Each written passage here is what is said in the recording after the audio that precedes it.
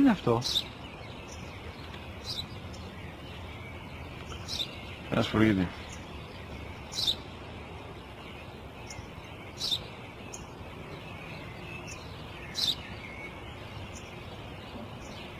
Τι είναι αυτό? Μόλις τώρα στο παπατέρα, σπουργίτη είναι.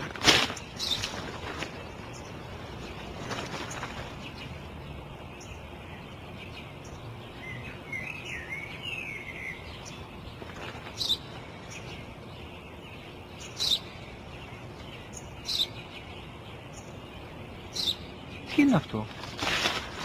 Ένα σπουργίτη είναι, πατέρα. Ένα σπουργίτη. Σπου-γι-τι!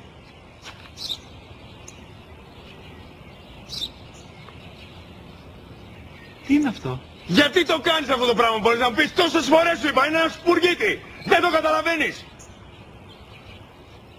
Πού πας?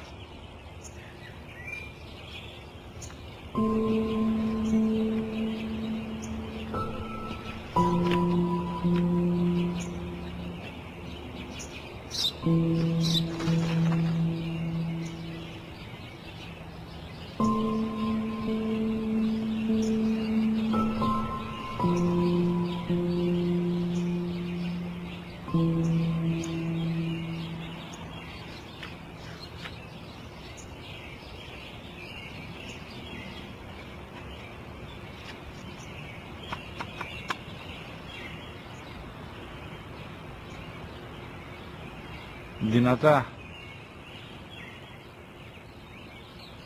Σήμερα ο μικρός μου γιος που πριν λίγες μέρες έκλεισε τα 3 καθόταν μαζί μου έξω στο πάρκο όταν ένας σπουργίτη ήρθε και κάθισε απέναντί μας. Ο γιος μου με ρώτησε 21 φορές τι ήταν αυτό και του απάντησε και τις 21 φορές ότι ήταν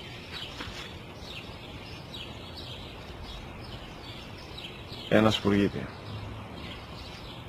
Τον αγκάλιασα τρυφερά και τις 21 φορές που μου έκανε την ίδια ερώτηση, ξανά και ξανά, χωρίς να εκνευριστώ, νιώθοντας στοργή για το αθώο μου αγοράκι.